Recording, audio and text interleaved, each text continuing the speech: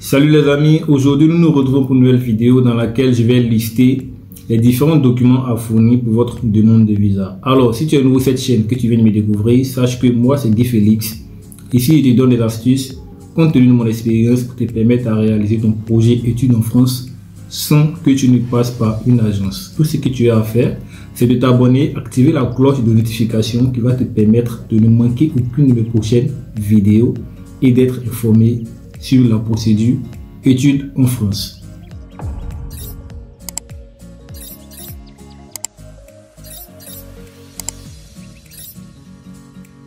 Quand c'est fait, on commence la vidéo. Alors dans un premier temps, il faut comprendre que la liste de documents à fournir se regroupe en 4 grands volets. Nous avons d'abord le volet administratif, le volet pédagogique, le volet hébergement et le volet preuves financières. D'abord, nous allons débuter par le volet administratif.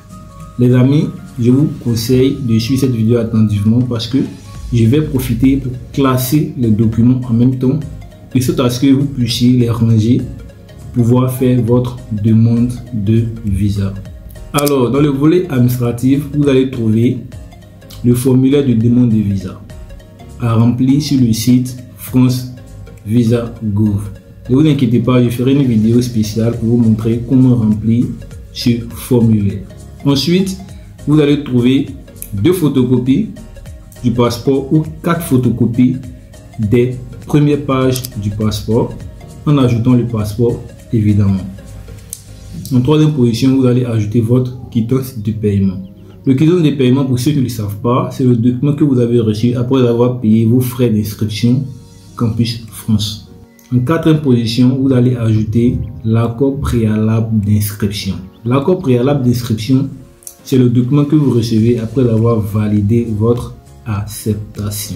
En dernière position, vous allez ajouter 4 photos d'identité.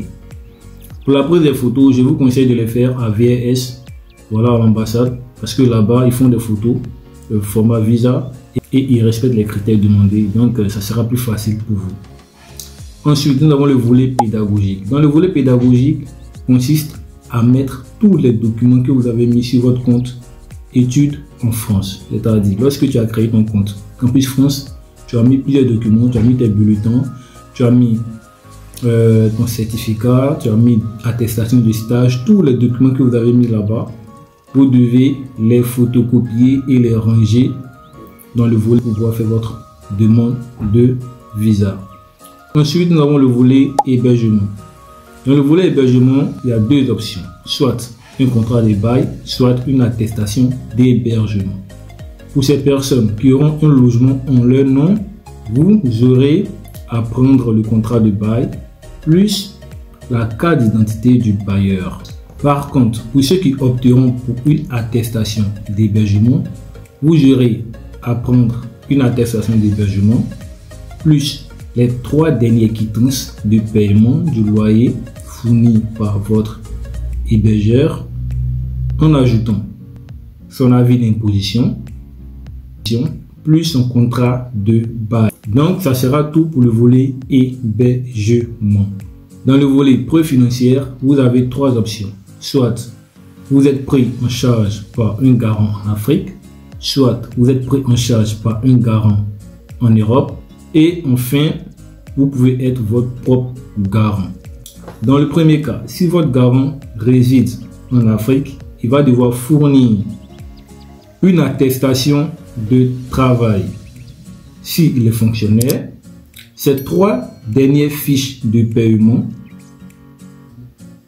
ces 3 derniers relevés bancaires, sa carte nationale d'identité, une attestation de virement irrévocable.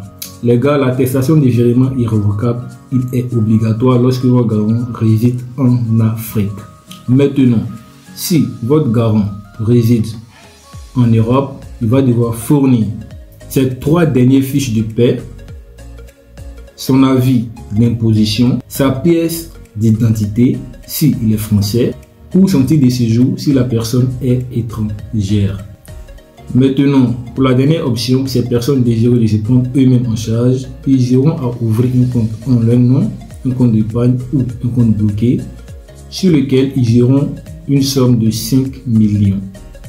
Ils auront comme document une attestation de solde du compte plus une attestation de virement irrévocable. Alors, c'était tout pour cette vidéo. J'espère qu'elle vous a plu.